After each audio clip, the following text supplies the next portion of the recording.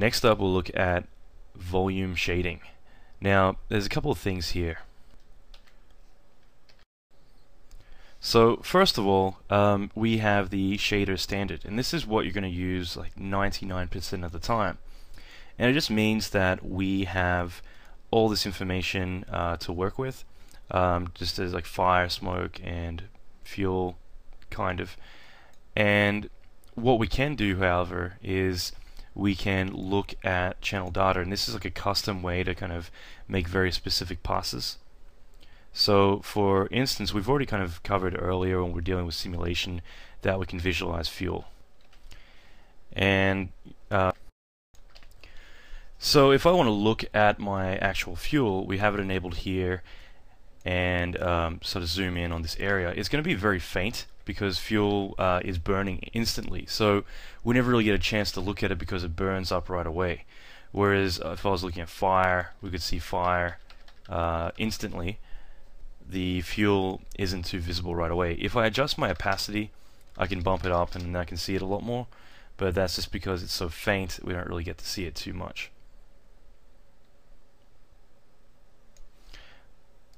But as we've done before, I can go and make more like an orange shader, blue, and green, and that way we can kind of see how it progresses through those colors.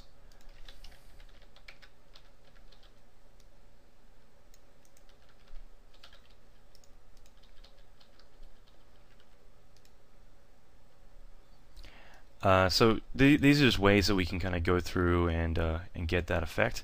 Now, at the same time, we can also adjust how those colors are treated through the min and max values. So like right now, if it's 1, it doesn't really get much to phase from, but if it's much higher, then we get to see the color shift a lot more.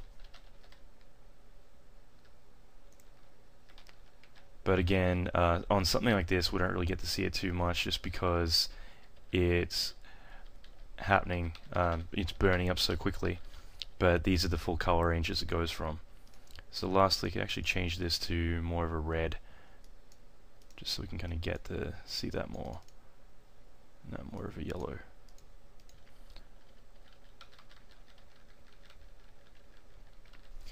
Now at the same time I can switch this to fire, and here we can see a lot more information being pushed through. So this is really interesting if you want to play with you know, different channels to get different results. Now, a couple of things to keep in mind is your min and max value. Basically we're saying that any value below 0.1 is not visible. Okay, so we can cap how much is actually visible within what we're doing. And that way it just means that anything that gets too cool doesn't render or display.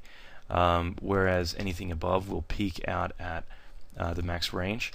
So we can actually make the max range much bigger, and it means it'll cycle through a larger range of colors.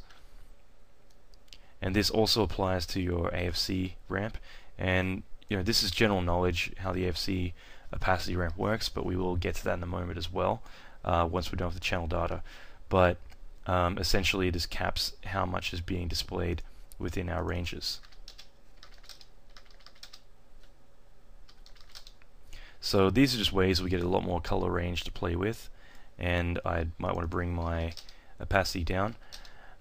If you can't see any temperature, I'll explain why in a moment, but I'm just explaining how this all works. So with my opacity lower, we can see a lot more into the core of our effect.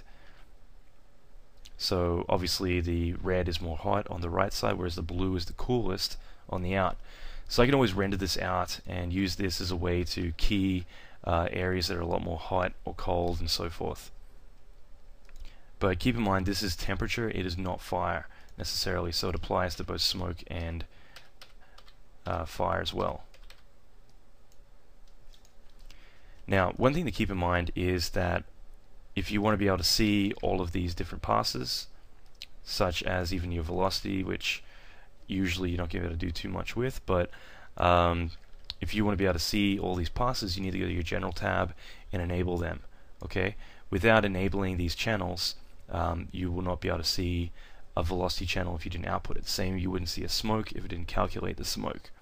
So I'm making sure I'm outputting fluid mapping, smoke, and fuel, and I'm also outputting temperature and velocity here as well. By doing that, it means that I have all of these channels exported. It means I can actually view all of them. So this is important to kind of keep in mind, as it means you can see a lot more of your channels. But again, I wouldn't do it unless I wanted to be able to see these. But for me to explain the channel data, I want to have all the channels accessible, so that way I can look at all of them. So here I've just rendered out a quick frame just so we can kind of see what it looks like. And you know, this is the kind of stuff that I can render out and take a look and kind of play with to kind of get different results. But this is my temperature pass, so essentially I might render this out, you know, even with a black and white left to right or something, and that way the luminance can control where's hot and where's not. So I could reset this and make the outer area, the cooler area, not as strong. And usually I'd want to play with my opacity a little bit, but it just means that I might copy this into the ambient just so that way they're in sync.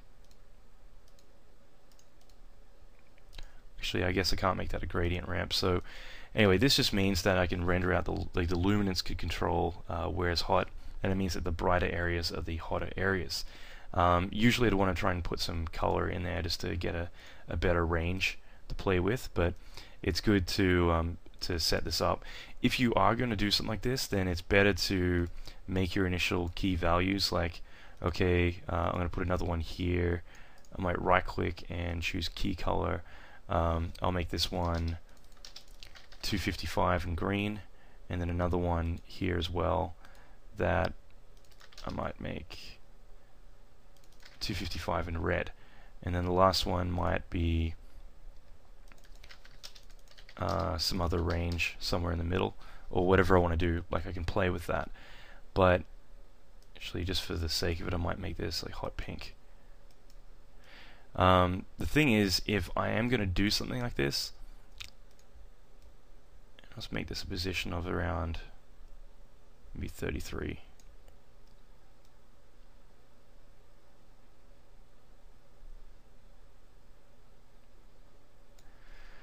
If I am to do something like this, it's better to save this gradient out or save it as a preset, and that way when I want to work with this, it's always the same for every shader. And it just means that you've got continuity, so you don't have to figure it out every time. Like if I make this an official gradient ramp for how I work, then every pass I give uses the exact same gradient. That means the compositor can extract the channels with continuity rather than having to figure it out and adjust the bias to match it before they go from there. So ultimately it's better to kind of have a preset that you save your gradient with, and that way it'll be your official channel data, and that means that every temperature is represented accurately. So it's something to play with, but it just means that you might have a bigger color range, and that can be your pass for your temperature.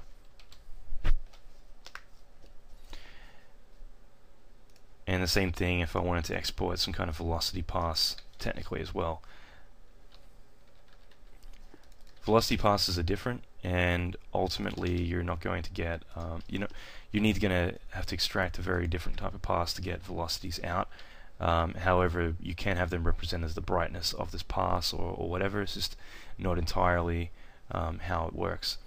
But these are all the channels available, so it just means I can make custom shaders very specific to each channel, or render out fuel to use as a heat distortion or whatever I want to do. I can just go back to standard, and it doesn't affect any of the passes that are built in here.